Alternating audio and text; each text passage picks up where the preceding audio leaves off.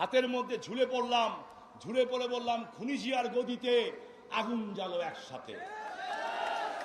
17 দিন আমি আমার এলাকায় ছিলাম, লুকায় না খোলা 17 দিন। শুধু নেত্রীকে জিজ্ঞেস করলাম, আপা গ্রেফতার হব? বললেন না। আমি কেন, আপা যখন বলছে গ্রেফতার হইতে মানা করছে, পৃথিবীর কোনো শক্তি নাই যে শামীম ওসমানকে গ্রেফতার করে।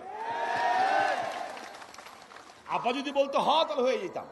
নেত্রী মানা করছে গ্রেফতার হইতে, তা কিসের গ্রেফতার? গ্রেফতার হলাম না 17 দিন। তো বাবারে, ওই ফেসবুকে যারা স্ট্যাটাস মারো, হ্যাঁ, ছোটখাটো অফিসার, আমরা কিন্তু এই পদের খেলোয়াড়। 17 দিন এলাকায় কেউ ঢুকতে পারে নাই।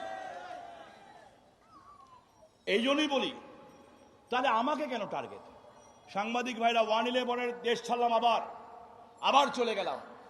জেনারেল বাড়ি ফোন করলো, ব্রিগেডিয়ার জেনারেল বাড়ি,